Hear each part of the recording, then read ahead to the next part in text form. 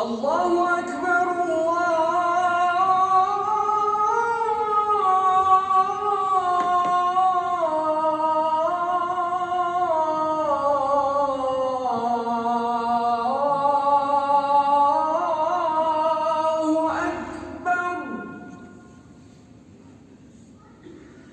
أشهد أن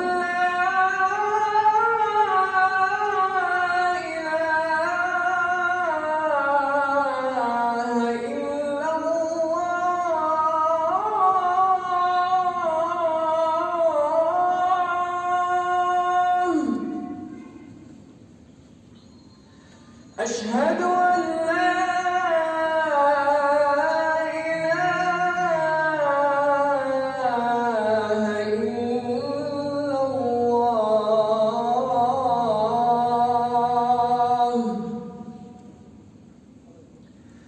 أشهد أن محمدًا رسول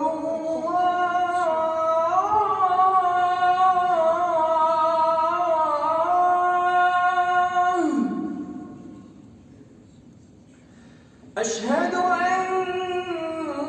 محمدًا رسول الله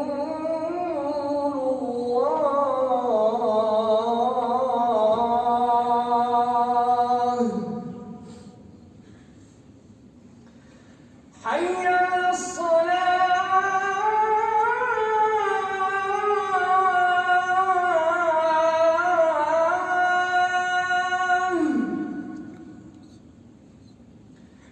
حي على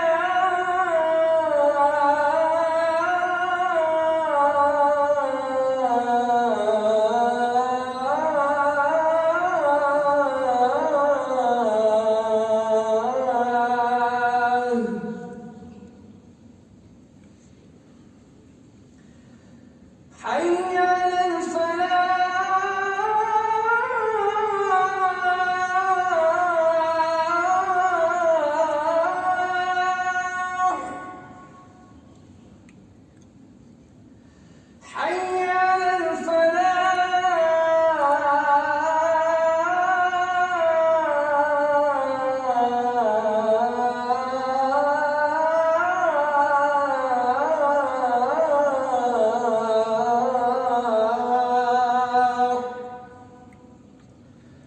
الله أكبر الله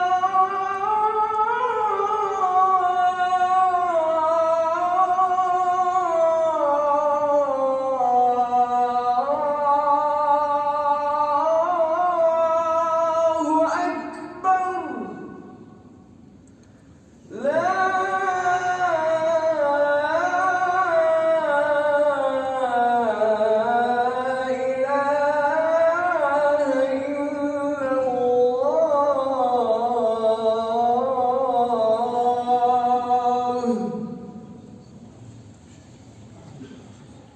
При разделении наследства родные братья и сестры становятся врагами.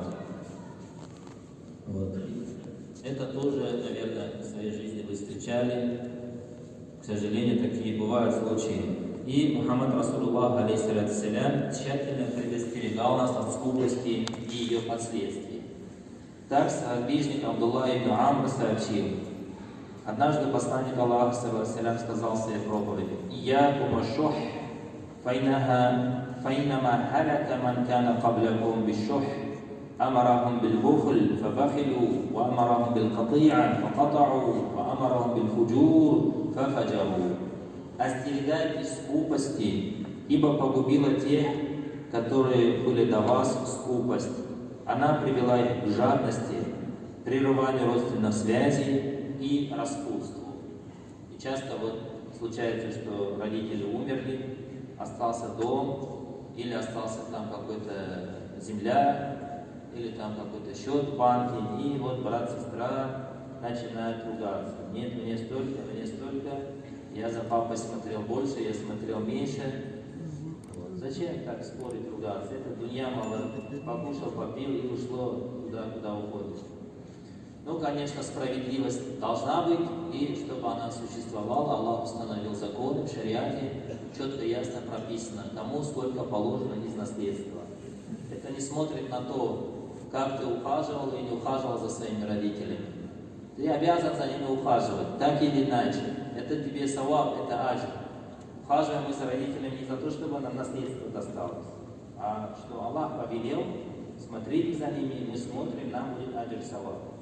А разделение наследства, оно происходит по четким критериям, которые описал нам Аллах Та'аля в суре Ниса, и так далее, и так далее. Поэтому, если у вас у самого нет знаний в этой области, то подходите к знающим людям и спрашиваете: вот у нас такая ситуация, мы не знаем, как разделить наше наследство, помогите, пожалуйста. И есть специальные люди, которые этим занимаются.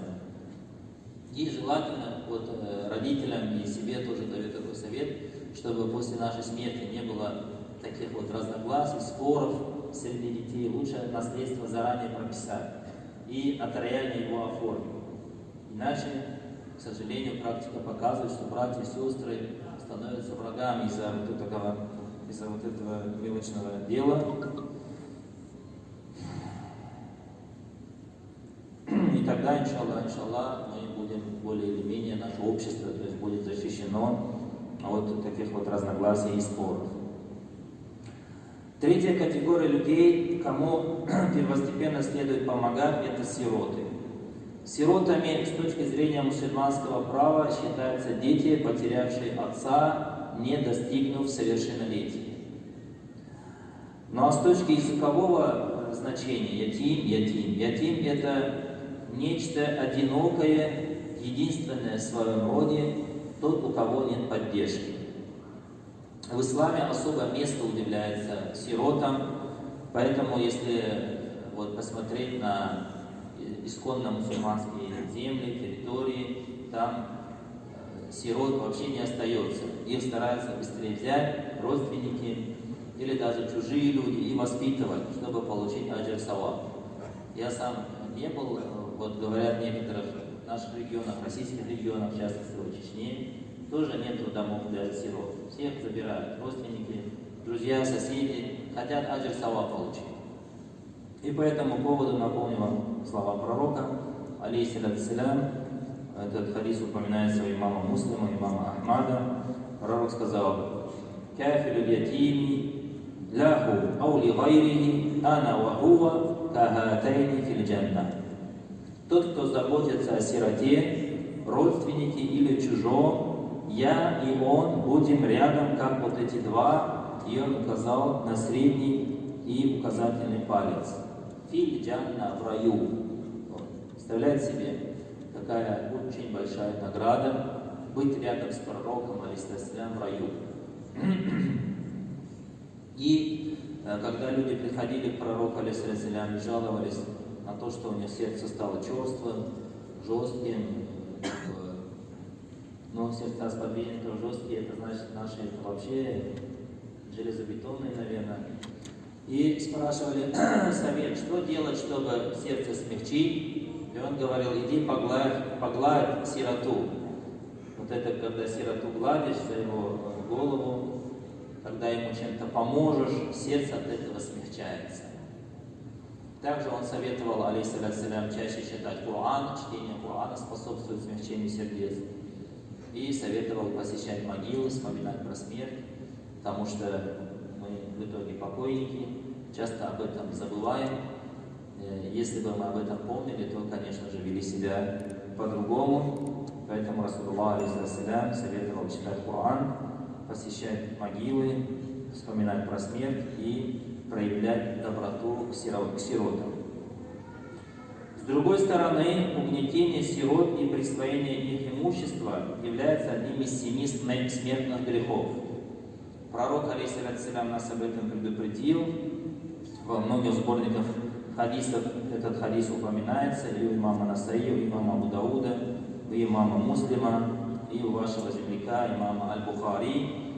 Хадис звучит так: «Ичтанибу саб'а аль-мубиqat, калу я Расулаллах, ва ма хунна, каля الشرك بالله والسحر وقتل النفس التي حرم الله إلا بالحق وأكل الربا وأكل مال اليتيم. Пророк сказал, алейхиссалям, остерегайтесь, сторонитесь 7 смертных грехов. Люди спросили, а что же это, о посланник Аллаха? И тогда он перечислил. Первый сказал, это ширк, то есть предание Аллаху за товарищей. Второе, это колдовство. Третье, это убийство души, которую запретил Аллах, кроме как имея на то право. Четвертое, это зарабатывание денег на процентах. Пятое, это присвоение имущества сироты. Пятое, присвоение имущества сироты. Шестое, побег с поля боя. Седьмое, клевета в адрес чистых, целомудренных, безгрешных женщин. Вот. Поэтому очень опасно обижать сироту. И с другой стороны, очень великая награда, если мы свои средства, имущество, время, моральную поддержку оказываем сиротам. Четвертая категория людей, на которых следует расходовать, это бедные люди. Бедными называют по шариату тех людей, бюджет которых не покрывает их жизненно необходимые нужды. Или также есть определение, что бедными считаются те, у кого нет нисаб. Нисаб это что такое? Нисаб это сумма денег, превышающая ту сумму денег, которую ежедневно человек тратит. Например, все у него есть, хлеб, вода, дом, транспорт и так далее. И кроме этого, если человек накапливает деньги, если эти деньги достигли предела 80-85 грамм золота, это значит, что у человека нисаб есть. На сегодняшний день это где-то 200-250 тысяч рублей. Вот. У кого есть лишние 250 тысяч рублей, он значит не факир. У кого нет их, тот факир. Значит,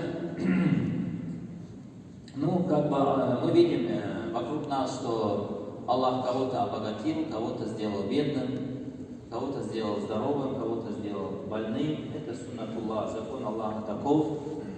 Об этом Аллах Та'аля нам говорит, и вокруг, если мы посмотрим, это увидим. В суре Ар-Рум, 37-38 аятах Аллах говорит: «Аузу билляхи минаш шайтанир раджим, бисмиллахир рахманир рахим.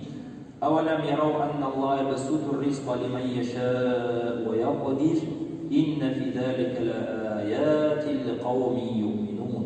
Разве они не видят, разве они не знают о том, что Аллах дает широкий удел, кому пожелает, и ограничивает, кому пожелает. Инна фи залика лааятин ликауми ю'минун. Несомненно, в этом есть много знамений для верующих людей. Фати дар курба хаккаху аль мискина вабна сабиль. Поэтому ты помогай родственникам, беднякам, путешественникам. Залика хайрун, это лучше. Лилладина юридуна ваджх Аллах, для тех, которые хотят заслужить лик Аллаха, довольство Аллаха. Ауляйка хумуль муфлихун, и именно они являются теми, кто достиг успеха. Жизнь полна контрастов и испытаний. Если бы все люди жили одинаково, то она потеряла бы свой замысел, потому что суть бытия, суть жизни в том, чтобы испытать нас. Аллах Та'аля об этом много-много разных аятах говорит, в суре Мульк, которую мы часто любим читать, и пророк, алейхиссалям, нам это завещал. В суре Мульк Аллах говорит: «Бисмиллахир рахманир рахим. Табарака аллади биядил мульк ва гуа аля кулли шайин кадир, аллади халакал маута вал хаята лияблуакум айюкум ахсану амаля». Аллах создал, Аллах превыше всех вся, полон благодати. В его власти находится, в его руке находится абсолютная власть. Он создал смерть и жизнь, чтобы испытать вас, кто лучше в делах. Если бы все были одинаковыми, все жили бы богато, никто бы не болел, тогда испытаний бы не было, и жизнь потеряла бы свой смысл.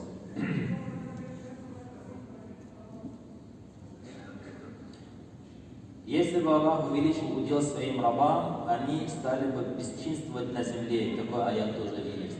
В суре Шуара Шура, 27 аяте Аллах говорит: «Валя басата Аллах ризка ли'ибадихи ля багау фил ард». Если бы Аллах дал много богатств всем, то люди бы бесчинствовали. И это мы наблюдаем в современной повседневной жизни. На самом деле мы очень богаты. Вот если посмотреть на наших дедушек, бабушек, вот бабушка рассказывала: «Чергян, горянги попса, свиня и если гнилую картошку найдем, после военные годы они жили, после революционные годы, если гнилую картошку на поле найдем, кушали, мы радовались этому. Весной, когда весна придет, радовались, потому что собирали крапиву, собирали такая трава, балтырган, не знаю по-русски как называется, в общем, трава, балтырган. Собирали из нее, говорит, суп готовили, кушали, радовались. Сейчас, альхамдулилля, все есть. Мы очень сытые, очень богатые. Но вместе с этим вот друг друга не знаем. Брат брата не знает, сестра брата не знает. Каждый в своем маленьком мирке живет. Еще гаджеты появились в последние десятилетия. Каждый в своем микромире, или как это называется, в виртуальном мире живет. Никому до другого дела нет.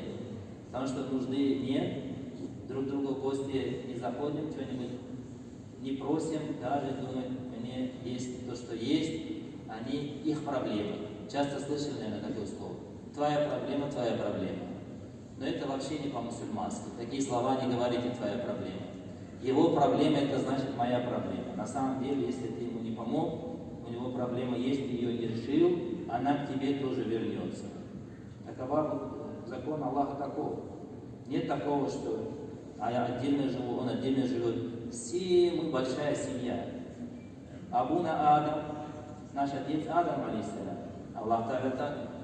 Всех нас создал от Адама, Адам из глины.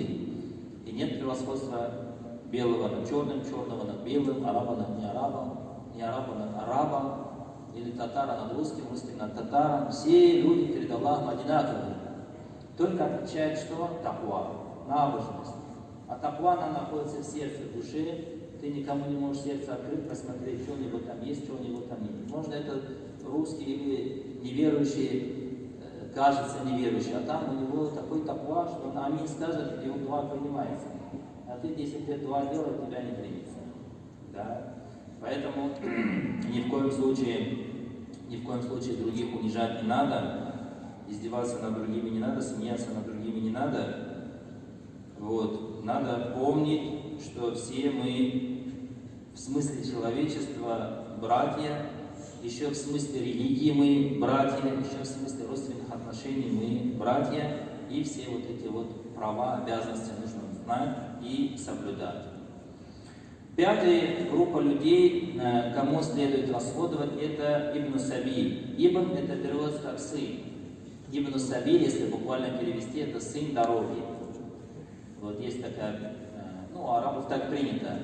Абу Назара говорят, Абу Назара. Когда учился, меня учителя не знают, кого как зовут, говорят: Абу Назара, я Абу Назара, та'аль кум, аджиб.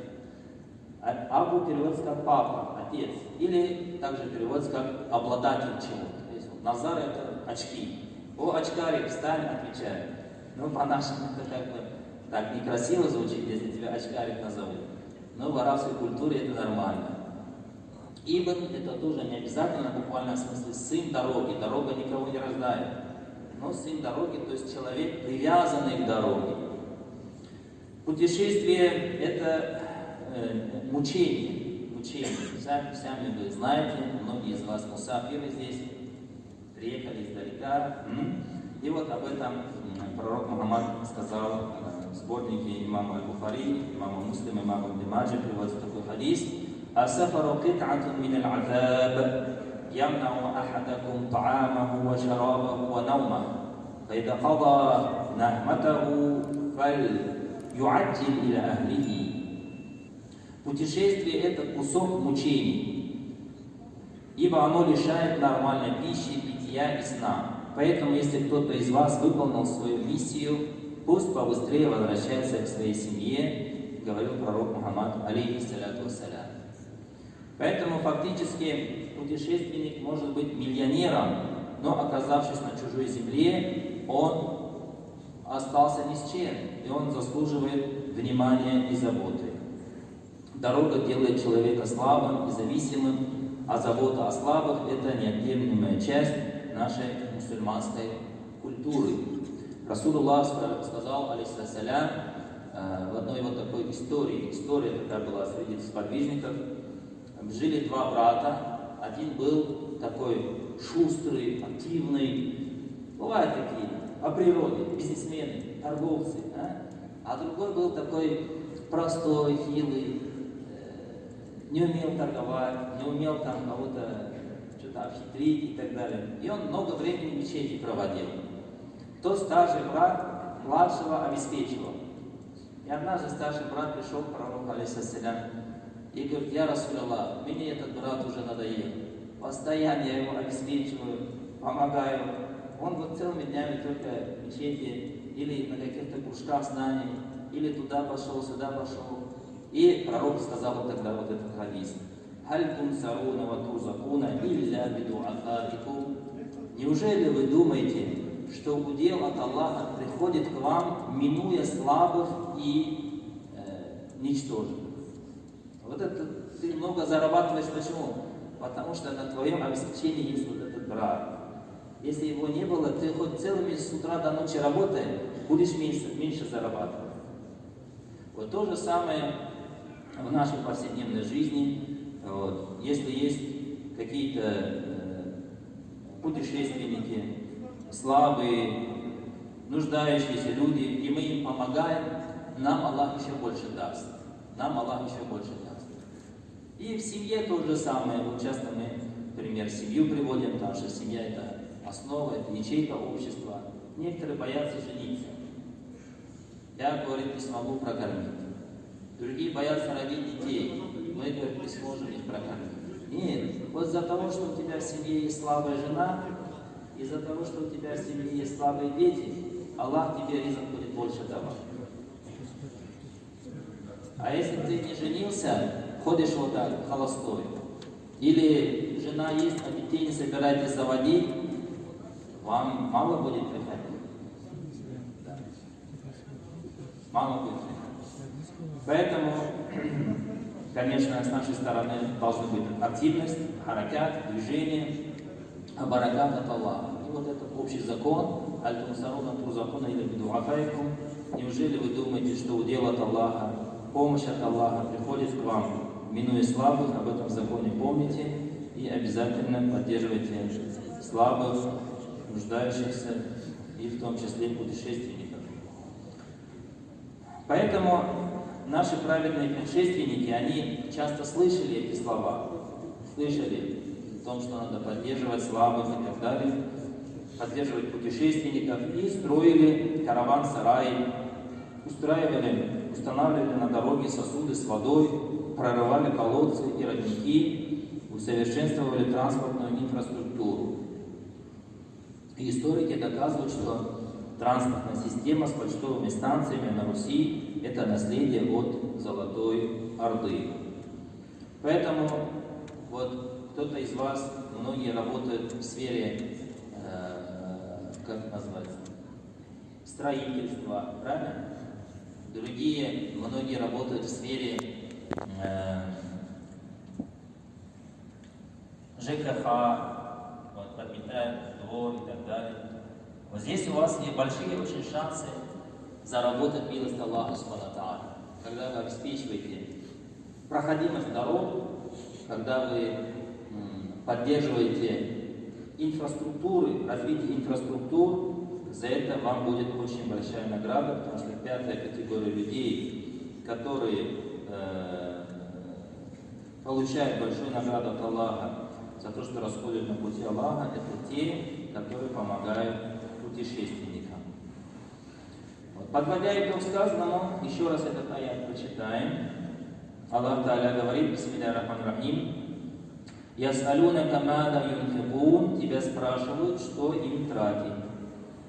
Ответь: «Куль ма анфактум мин хайрин фалиль валидайн». Что бы вы ни тратили из благого, большое это или малое, великое или простое, что бы вы ни тратили, направляйте это в первую очередь родителям, в вторую очередь родственникам, в третью очередь сиротам, в в четвертую очередь беднякам и в пятую очередь путешественникам. وَمَا تَفْعَلُ مِنْ خَيْرٍ, и что бы из благого вы ни делали, فَإِنَّ اللَّهَ بِهِ عَلِيمٌ, Аллах об этом знает, и это вам вернет. Аллах вам это вернет многократно. Как минимум в 10-кратном размере вернет, как об этом обещал Мухаммад Расулуллах, алейхиссалям, что Аллах определил добро и зло и установил такой закон. Кто намеревается сделать добро, ему будет сделать, то есть намеревается, но не сделает, ему записывается одно доброе дело. Кто намеревается сделать добро и делает, ему записывается от 10 до 700 хороших дел. А тот, кто намеревается сделать зло и не делает это зло, ему записывается одно хорошее дело. А тот, кто намеревается сделать зло и сделает это зло, ему записывается одно плохое дело. Вот. И в этом плане Зулькарнайн для нас является хорошим примером. Мы начали наш разговор с историей Зулькарнайна. Зулькарнайн это был великий человек, сильный, могучий, сильный. Власть была у него, сила была, мощь была. И также у него были навыки строительства. Вы знаете историю про Яджудж и Маджуджа, когда Зулькарнайн отправился далеко на восток.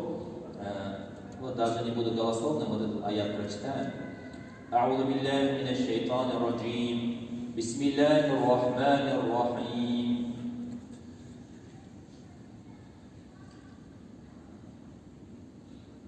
حتى إذا بلغ مطلع الشمس وجدها تطلع على قوم لم نجعل لهم من دونها سترا كذلك وقد أحطنا بما لديه خبرا ثم أتبع سببا حتى إذا بلغ بين السدين وجد من دونهما قوما لا يكادون يفقهون قولا قالوا يا ذا القرنين إن يأجوج ومأجوج مفسدون في الأرض فهل نجعل لك خرجا على أن تجعل بيننا وبينهم سدا قال ما مكني فيه ربي خير فأعينوني بقوة أجعل بينكم وبينهم ردما آتوني زبر الحديد حتى إذا ساوى بين الصدفين قال انفخوا حتى إذا جعله نارا قال آتوني أفرغ عليه قطرا فما استطاعوا أن يظهروا وما استطاعوا له نقبا قال هذا رحمة من ربي فإذا جاء وعد ربي جعله دكا وكان وعد ربي حقا. صدق الله العظيم. В истории Зулькарнайна сообщается, что он, отправившись на восток, встретил там странных людей, которые еле-еле выражались, и они попросили сделать преграду между двумя огромными горами для защиты от Яджуджа и Маджуджа, народ Яджудж-Маджудж, которые сеяли порчу на земле. И они обещали ему за это щедро заплатить. Но он сказал, то, что дал мне Аллах, мой Господь, это лучше, чем вы мне обещаете. Мне от вас плата не нужна, моя плата у Аллаха. Вы мне только окажите физическую помощь. Какую? Сейчас надо собрать руду железную и медную и разжигать огонь, раздувать меха. Потом я сделаю свое дело. И он смешал вот эти две руды, железную и медную, и создал крепкую стену между этим народом и Яджудж-Маджуджами, так что они уже не смогли преодолевать препятствия и сеять порчу на земле. Но это будет говорить, это есть милость от моего Господа. Если придет предсудный день, приблизится, Аллах Та'аля эту гору, это сооружение превратит в дребезги, и Яджудж-Маджуджи выйдут, и это обещание моего Господа, истинное обещание. Значит, из этой истории мы что понимаем? Что надо быть хорошими инженерами, хорошими строителями, уметь возводить мосты, уметь возводить дороги. Всего этого нас учит Коран Карим. Не только вот двор подметать и этих возить туда-сюда пассажиров. Это тоже хорошо, конечно. Но надо уметь и быть хорошим инженером, воспитанным, образованным человеком и вносить вклад в развитие того общества, в котором мы живем. Иначе всю жизнь останется так: двор подметать, двор подметать. Так не бывает. Двор подметать — это хорошо, это мусор с дороги убирать хорошо, но у нас есть еще и другие примеры. Примеры Зулкарнайна, на которые мы должны равняться. بارك الله لنا ولكم في القرآن الكريم ونفعني وإياكم بالآيات والذكر الحكيم إنه هو الغفور الرحيم الجواد الكريم والسميع الدعاء. اللهم اجعلنا من الذين يستمعون القول فيتبعون أحسنه. اللهم ربنا آتنا نفوسنا تقواها وزكيها أنت خير من زكاها أنت وليها ومولاها. اللهم إنا نعوذ بك من علم لا ينفع وقلب لا يخشع ونفس لا تشبع وعين لا تدمع. اللهم أصلح لنا ديننا الذي هو عصمة أمرنا، واصلح لنا آخرتنا التي فيها معادنا، واصلح لنا اللهم اصلح لنا ديننا الذي هو عصمة أمرنا، واصلح لنا دنيانا التي فيها معاشنا، واصلح لنا آخرتنا التي فيها معادنا، واجعل الحياة لنا زيادة في كل خير، واجعل الموت لنا راحة من كل شر، ولا تكلنا إلى أنفسنا طرفة عين، واغفر وارحم أموات المسلمين برحمتك يا أرحم الراحمين. وصلى الله عليه وسلم.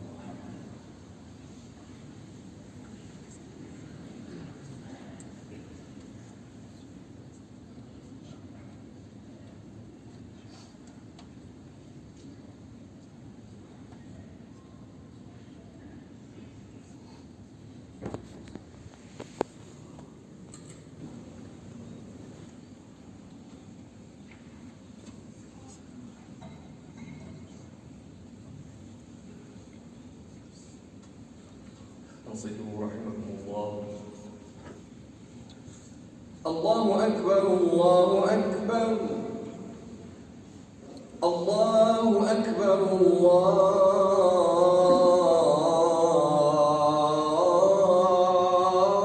الله أكبر. أشهد أن لا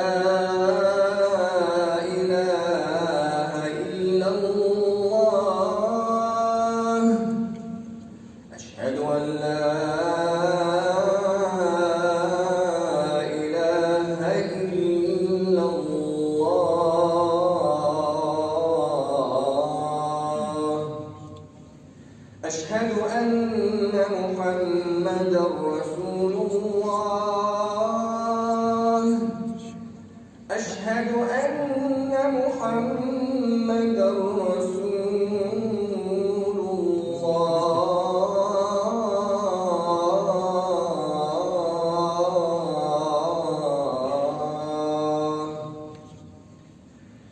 حي على الصلاة. حي على الصلاة.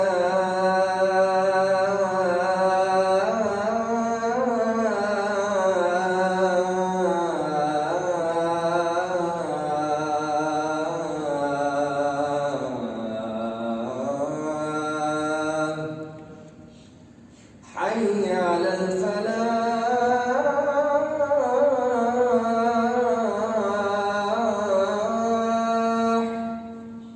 حي على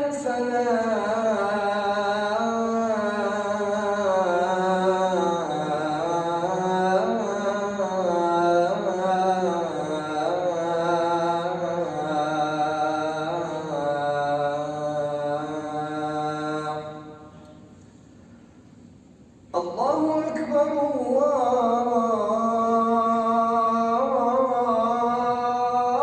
الله أكبر. لا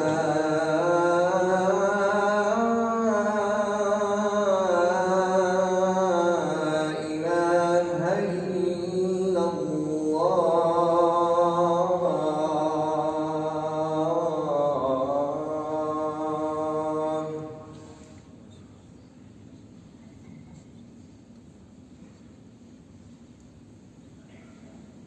الحمد لله الذي نور قلوب العارفين بآثار الأنوار وزين أرواح المشتاقين بزينة الأفكار. الغافل الذي غفر ذنوب المذنبين بالتوبة والاستغفار. الكريم الذي شرح صدور المحبين بالمعارف والأسرار. ووعد المؤمنين جنات تجري من تحتها الأنهار، وأوعد الظالمين بعذاب النار. وأشهد أن لا إله إلا الله وحده لا شريك له، وأشهد أن محمدًا عبده ورسوله صلى الله تعالى عليه وعلى آله وأصحابه البررة الكرام. أما بعد، عباد الله، فإني أحبكم في الله، وأوصيكم ونفسي بتقوى الله العلي القدير القائل في كتابه الكريم: وإنك على خلق عظيم. Барлық әлемләрне юктан бар кылып, ва шунда булган барлык мәхлукларны тәрбия кылучы һәм кыямәт көне хуҗасы Аллаһ Субханаһу ва Тәгаләгә хәмд сәнәләребез, мактау улуглауларыбыз булса иде. Һәм дә безләрне ислам динебезнең кануннарын өйрәтеп, валаһи безләрне Коръән Кәрим илә гамәл гыйбадәт кылырга өйрәткән, барча галәмләргә рәхмәт ишеп җибәрелгән сөйкле нурлы пәйгамбәребез Мөхәммәд Мустафа саллаллаху алейхи ва сәлләмнең рух шәрифенә, әһле бәйтенә, барча сахабә кирамнарына шул ихлас күңелләребездән шәфкатьле сәламнарыбыз, рәхмәтләребез, салават шәрифләребез булса иде. Газиз дин кардәшләрем, бу ел мартның 10-нчы кичәсенә Хиҗри сәнә буенча Раҗаб аеның 27-нче кичә туры килә. Димәк, бөтен ислам дөньясы Пәйгамбәрбез алейһиссалату вассаламның тормышында иң гаҗәеп вакыйганы хәтерләр. Мәгълүм ки, шул кичтә Расул Акрам алейһиссалату вассалам Аллаһның әмере белән буракка атланып, Җибраил белән берлектә Мәккә шәриф шәһәреннән Иса, Муса һәм башка күп борынгы пәйгамбәрләрнең туган җирләренә, Кудс, Иерусалим шәһәренә ашып китә, Исра кыла. Монда Сулейман алейһиссалам салган мәсҗид урынында бөтен пәйгамбәрләрнең җәмәгатендә имам булып намаз кыла. Шуннан соң Раббыбыз аңа кадәр һичбер пәйгамбәргә бирелмәгән 7 күкне, җәннәт һәм җәһәннәмне күрергә һәм үзе белән турыдан-туры пәрдә аркылы белән сөйләшергә мөмкинлекләр бирә. Шул вакытта Ходай Мөхәммәд өммәтенә дә 5 вакыт намаз фарыз итеп, үзе белән һәр көн турыдан-туры сөйләшергә уникаль мөмкинлек бүләк итә. Шуңа күрә иманлы, ихласлы бәндә намазны авырлык һәм йөк булып күрми, аны Аллаһның бөек ниғмәте дип саный һәм зур шатлык белән кабул итә. Әмма намаз чын рухи мираҗ булуы өчен аның тышкы шартларына гына түгел, күбрәк эчке хәлләргә, ихсанга игътибар итәргә кирәк. Мираҗ тарихын хәтерләп, хикмәтләрен фикерләп, олы шагыйребез Габдулла Тукай искиткеч матур бер шигырь язып калдырды. Аның соңгы 2 еллыкта әйтелә: "Нә саташмак, нә гыман бу, нә хыял, нә төш иде. Бер илаһи вакыйга, муҗиз ва сирре эш иде." Аллаһ Раббыбыз безгә дә пәйгамбәребезнең мираҗыннан илһам алып, һәр намазыбызны ихлас ва ихсан илә турыдан-туры Ходай белән сөйләшкән рәвештә кылырга насыйп итсә иде. Продолжая наши традиционные пятничные прогулки по саду коранической мудрости, сегодня с Божьей помощью мы остановимся полюбоваться красотами одной из самых маленьких, но в то же время вбирающих в себя все краски и ароматы этого цветника суры. Ее 3 коротких аята настолько красноречиво передают всю суть заключительного Божьего послания человечеству, что благочестивые сподвижники, встречаясь друг с другом, каждый раз прочитывали их, прежде чем расстаться. А выдающийся средневековый законовед имам Аш-Шафии говорил, что если бы Всевышний не спасал только эту суру, то и ее было бы достаточно людям. Многие, наверное, уже догадались, что речь сегодня пойдет о суре Аль-Аср. Ее первый аят содержит в себе клятву Всевышнего. «Валь-Аср» – «клянусь временем». Хотя муфассиры называли разные значения этого слова, определенная историческая эпоха, столетие, эра, жизнь, день и ночь или какой-то определенный час суток, все эти понятия отражают тот или иной отрезок времени. Мусульманские ученые единогласно указывали на то, что клятвы различными временными промежутками, несколько раз встречающихся в сурах 30-го джуза, призваны обратить внимание людей на самый ценный капитал, ценность и тленность которого очень часто забывается нами. В одном из своих изречений Божий посланник, алейхиссалату вассалям, сказал: есть два блага, в отношении которых многие люди обманываются. Это здоровье и свободное время. Хорошо знакомое всем нам значение слова «аср», как название после полуденной молитвы и намаза, также упоминается рядом комментаторов. Однако и это значение содержит в себе призыв внимательно и бережно относиться к своему времени, правильно использовать каждую минуту своего дня, успев уделить внимание как мирскому, так и вечному. И в заключении нашего разговора о первом аяте этой священной суры, провозглашающем величайшую ценность времени, хотел бы напомнить известную историю об одном багдадском праведнике, который, увидев однажды, как лед мгновенно тает под палящим солнцем, упал в обморок. Придя в себя, на вопрос собравшихся о причине произошедшего, праведник изрек: «Я увидел, как вместе со льдом тает и моя жизнь». Каждая минута жизни любого человека невозвратно уносится в прошлое, и ее уже невозможно вернуть назад. Люди всех национальностей, социальных положений и материального достатка постоянно несут убыток своего главного капитала – времени жизни. Именно об этом Всевышний клянется во втором аяте суры Аль-Аср: «Инналь инсана лафи хуср». Поистине, человек в убытке. Однако всемилостивейший Творец всего сущего предлагает людям максимально эффективно использовать этот невосполнимый ресурс времени земной жизни так, чтобы обратить ее в прибыль и взамен этого капитала получить наилучшую выгоду, которая не только возместит потери, но и тысячекратно превысит утраченное. В третьем, последнем аяте этой суры Господь открывает людям формулу счастья мирской жизни и вечности, состоящую из 4 обязательных элементов. «Илля алладина аману ва амилу салихат ва тавассау бил хакки ва тавассау бис сабр». Кроме тех, говорит Всевышний, которые уверовали, совершали благодеяния, заповедовали между собой истину, хак, и заповедовали между собой терпение. Первый обязательный элемент этой формулы – это иман, вера, лежащая в основе всей жизнедеятельности человека. Только веруя в Бога и вечную жизнь, человек обретает подлинный смысл своего земного существования. В вере он черпает силы для преодоления всевозможных жизненных перипетий и трудностей. И ею же он руководствуется и при совершении своих поступков. Искренне верующий во всевидящего и всезнающего Бога, убежденный в истинности воздаяния судного дня, будет сторониться любых проявлений зла и безнравственности, стараясь наполнить свою жизнь лишь добродетелью, посвятить свой земной путь служению Богу и людям.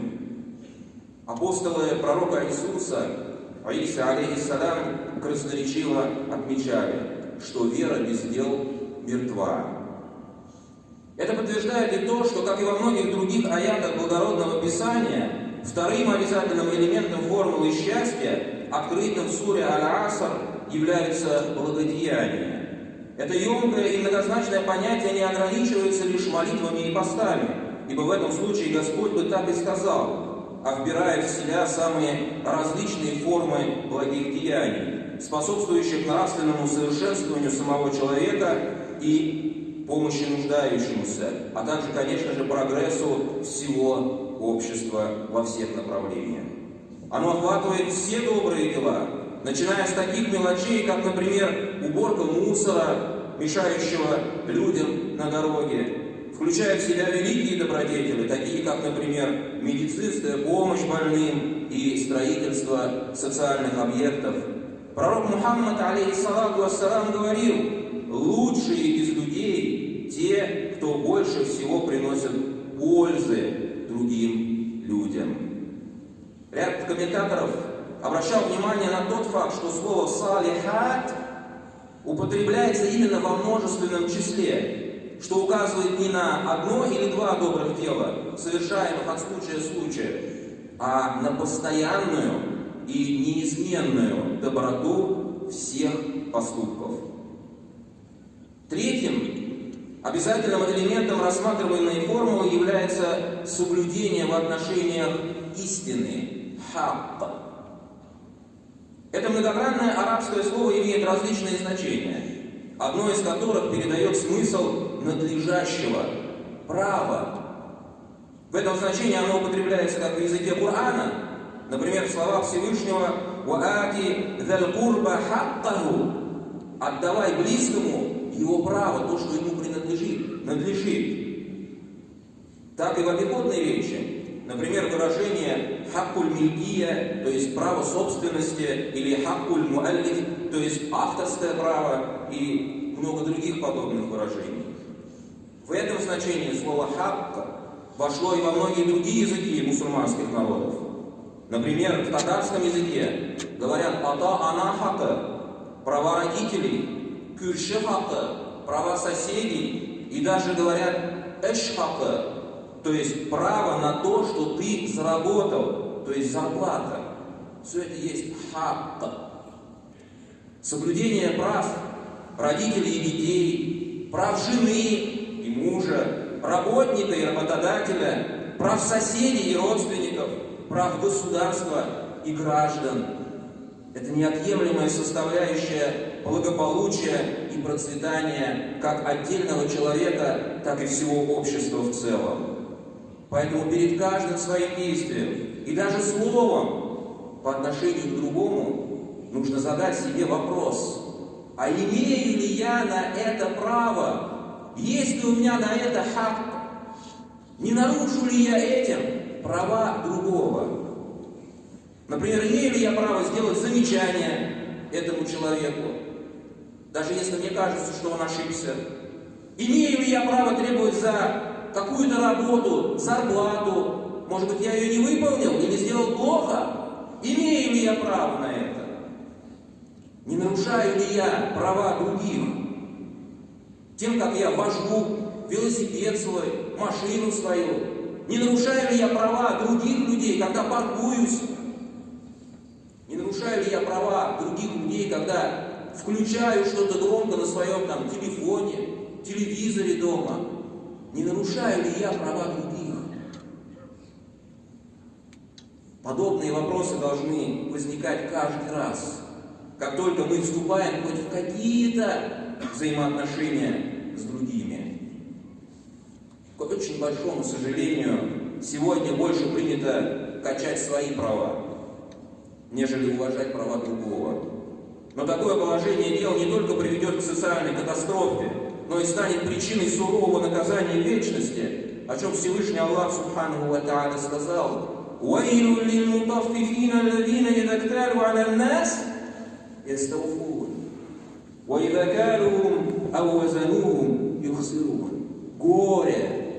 Всевышний говорит горе, то есть, как сказали муфассиры, адское наказание обвешивающим, которые хотят получить сполна, когда люди отмеривают им. То есть, когда что-то делают по отношению к ним, они говорят больше и больше. Но, когда они сами что-то мерят или взвешивают для других, в отношении к другим, они наносят им хасан, вред. Строго следуя этим Божьим заповедям, наши праведные предки, первые поколения мусульман, с очень большой щепетильностью относились к соблюдению прав других и готовы были даже отдать свое, лишь бы случайно не задеть права других. Так, например, в одном из преданий сообщается история одного молочника-мусульманина, который жил по соседству в сельской местности с христианином. Однажды молочник пришел к своему соседу с огромным бидоном молока и заявил, что оно по праву принадлежит соседу. Удивившись, тот стал расспрашивать о причинах такого решения мусульманина-молочника. И мусульманин ответил, что он не уследил за своими коровами, и те забрели на соседское поле, где паслись целый день. И теперь он принял решение 40 дней, в течение которых эта пища будет перерабатываться в желудке этих коров, приносить молоко своему соседу, потому что он считает, что по праву оно принадлежит ему. Субханаллах. Какие были наши предки? А какие мы? Некоторые работают в такси и специально приезжают не к тому подъезду, который заказывают, а к другому дому, чтобы немножко накрутить. 10 рублей, ну хотя бы накрутить. Некоторые там товар вымачивают свой, чтобы опять же немножко накрутить. Субханаллах. Это не соответствует вот этим священным аятам. Не соответствует сунне нашего пророка, алейхиссалату вассалам. Да убережет нас Всевышний от этого. Последний, но не менее важный элемент формулы счастья, упомянутый в этой священной суре, это заповедь между собой терпения. Раскрытию этого важного качества можно посвятить многие отдельные проповеди. Сейчас лишь отмечу, что терпение также имеет очень широкое значение и включает в себя как терпеливое отношение к жизненным трудностям и испытаниям, греховным соблазнам и искушениям, так и терпеливое отношение к другим людям, их мировоззрению, их поступкам. Один из мусульманских ученых прошлого столетия отмечал, что терпение – это один из знаков величия и признаков совершенства, а также один из показателей того, что душа главенствует над телом. Терпение, говорил он, это один из элементов зрелого мужества и высокого героизма. Мужество. Очень многие понимают мужество как какие-то мускулы, силу, умение ответить другому. Но мужество, настоящее мужество и героизм – это терпение. Это умение сдержать свой гнев, простить даже своего обидчика. Вот это мужество, вот это истинный подлинный героизм. Дорогие мои братья и сестры, время нашей жизни очень и очень быстротечно. Иногда случается так, что, подводя ее итог, люди вторят герою одного из произведений классика русской литературы, который на смертном одре восклицал: собственно говоря, я растратил себя по мелочам. Кажется, вроде бы жил, и даже очень жил. А вспоминаешь, и все хлам, все пустяки и пустота. Поэтому, дабы обратить время своей жизни в радость и сделать его капиталом для вечности, очень важно никогда и ни при каких условиях не терять ни одного из 4 элементов формулы этой великой суры. И всегда жить с верой и добродетелью, соблюдать права других и проявлять терпение. Молим Всевышнего Аллаха Субханаху ва Тааля укрепить нашу веру, дать возможности постоянно совершать добрые поступки, защитить наши права и уберечь от попрания прав других, даровать нам стойкость и милосердие. Аминь. Барак Аллаху лана ва лакум фил Кур'анил азим. ونفعنا وإياكم بالآيات والذكر الحكيم، واستغفروا الله لي ولكم ولسائر جماعات المسلمين الحاضرين أجمعين، إنه هو الغفور الرحيم الجواد الكريم السميع الدعاء.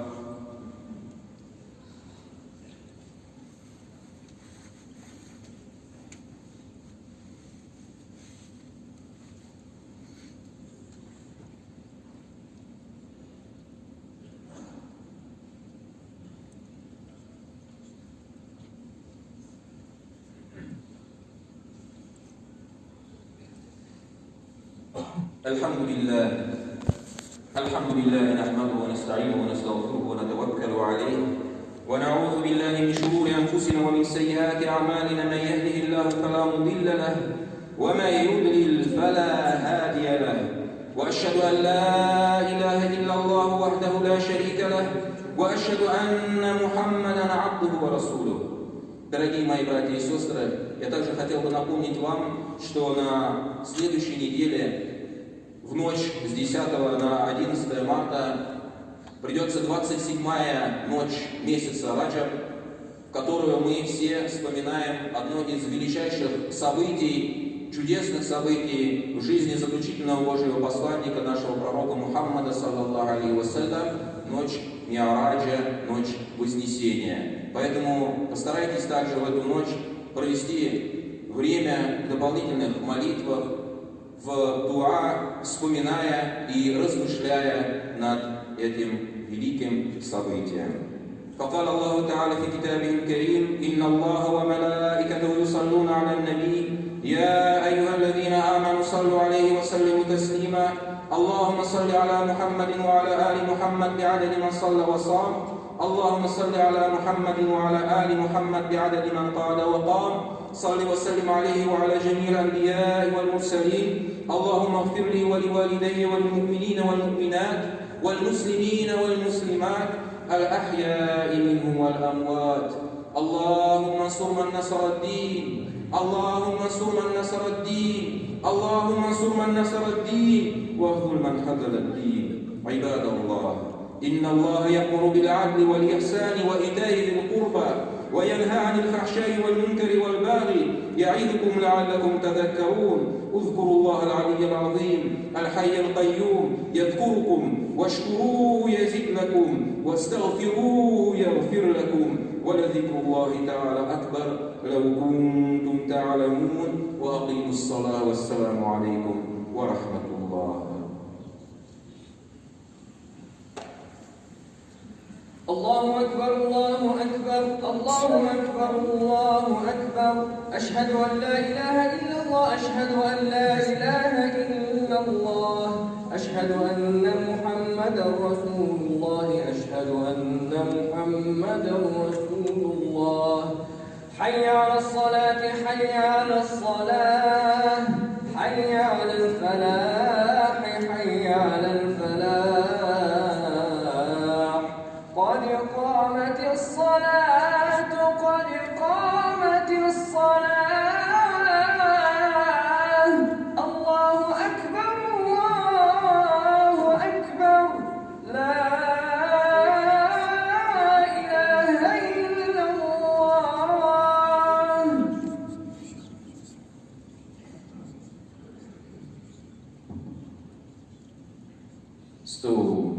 Сафара дознатитесь дагис. Выровняйте ряды, постарайтесь соблюдать дистанцию, одевайте маски в мечети. Те, кто молится на улице, не снимайте обувь, молитесь в обуви. Аллаху Акбар.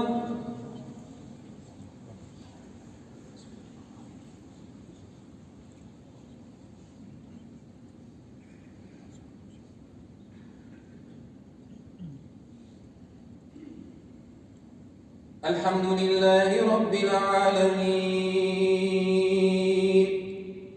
الرحمن الرحيم مالك يوم الدين إياك نعبد وإياك نستعين اهدنا الصراط المستقيم صراط الذين أنعمت عليهم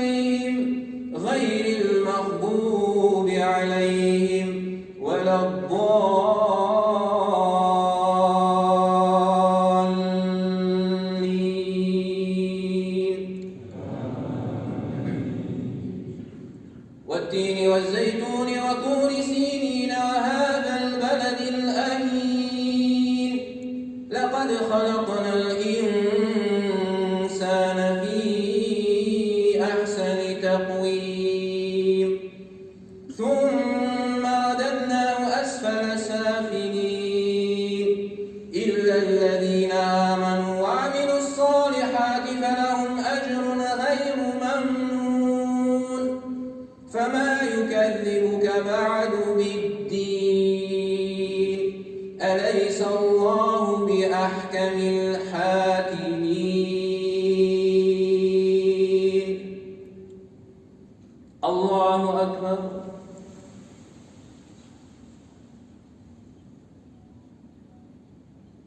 سمع الله لمن حمده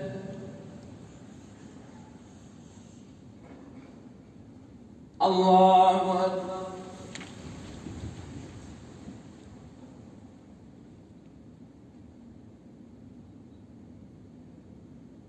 الله أكبر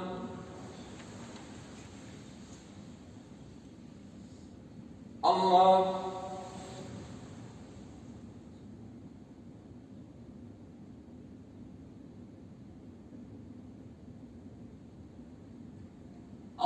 الله أكبر الحمد لله رب العالمين الرحمن الرحيم مالك يوم الدين إياك نعبد وإياك نستعين اهدنا الصراط المستقيم صراط الذين أنعمت عليهم غير المغضوب عليهم ولا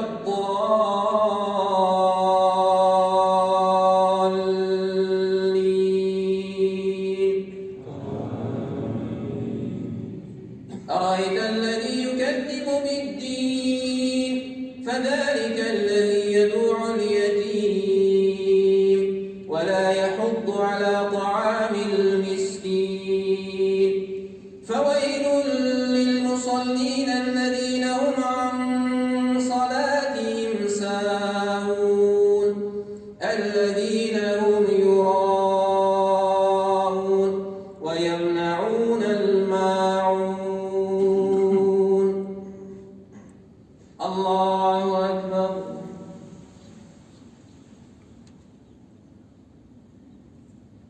سمع الله لمن حمده الله أكبر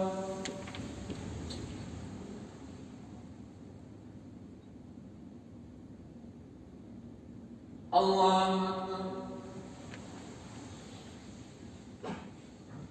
الله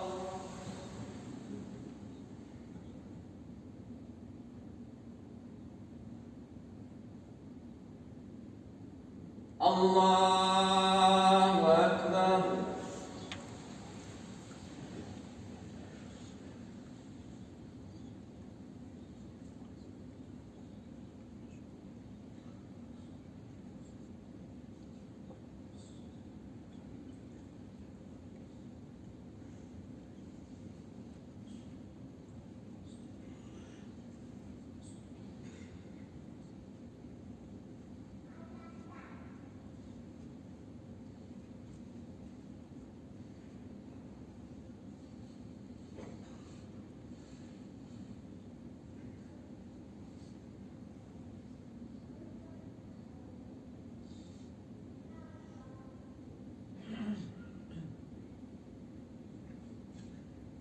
السلام عليكم ورحمة الله السلام عليكم ورحمة الله استغفر الله استغفر الله استغفر الله العظيم اللهم أنت السلام ومنك السلام تبارك يا ذا الجلال والإكرام اللهم أعنا على ذكرك وشكرك وحسن عبادتك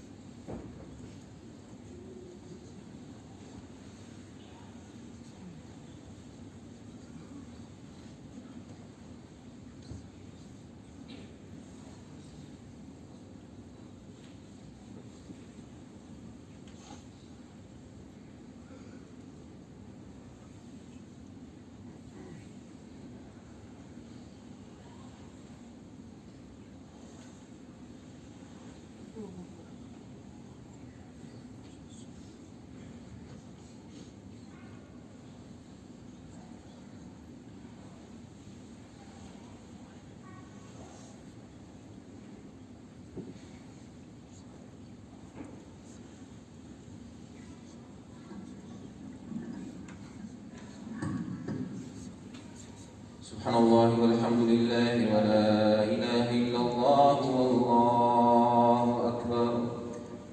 لا حول ولا قوة إلا بالله العلي العظيم.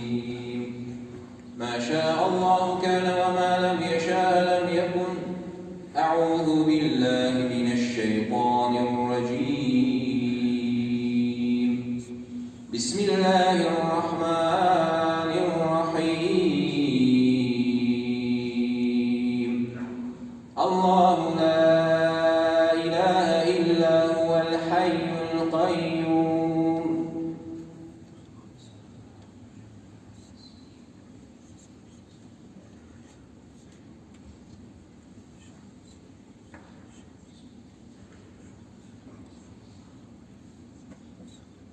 ذو الجلال سبحان الله.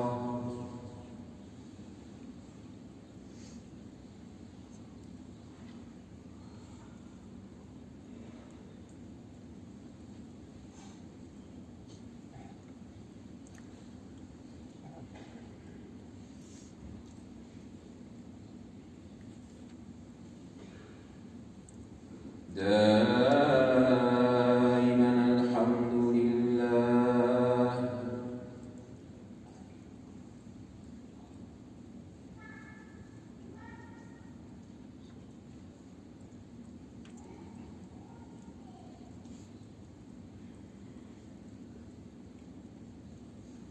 الله أكبر.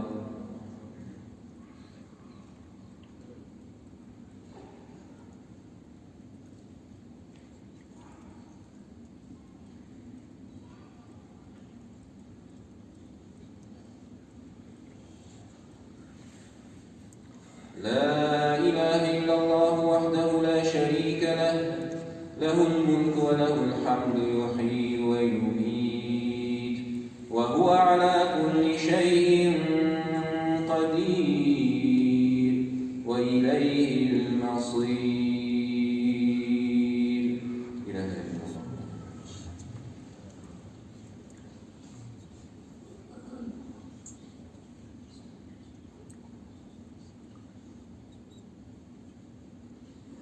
وصلى الله على سيدنا ورسولنا وحبيبنا محمد وعلى آله وأصحابه أجمعين برحمتك يا أرحم الراحمين. آمين.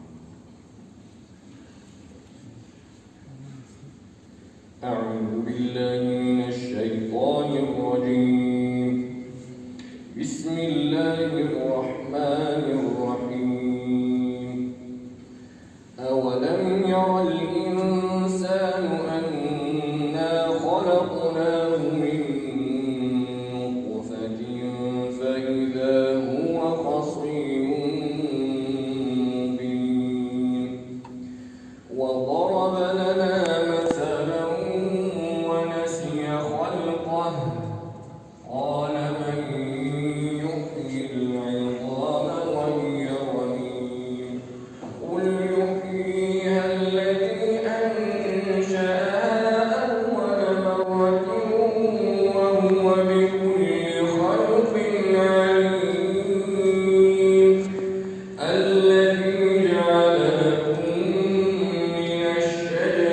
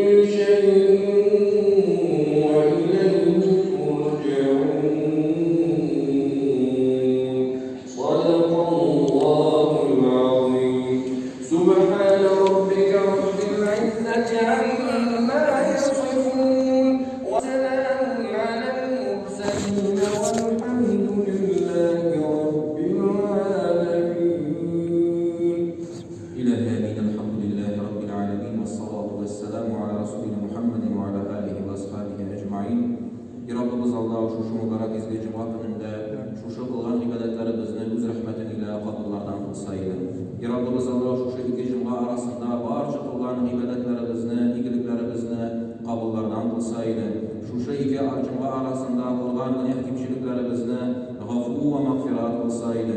Ya Rabbimiz Allah şu mübarek izli salatlarımızda şu kılmış Kur'an-ı Kerim'in ayetleri, surelerinin ecir sevapların barcamızdan ümit etken mahrum bolgan Habib babalarımızga, tuganlarımızga, kardeşlerimizge, mu'min Müslümanlarga ya Rabbimiz Allah nasip eyleseydin. Ruhlarını şad kılıp, günahlarını gafu edip, temutlarından, bud gazaplarından, kabir gazaplarından üzerine saklasaydın. Yatkan orunların münavvar kılsaydın. Kıyamet gününde Kur'an-ı Kerim'in şefaatlarına, Peygamberimiz Muhammed Mustafa sallallahu aleyhi ve sellem'in şefaatlarına ilişirge nasip eyleseydin. Yıkların cennette bilseydin.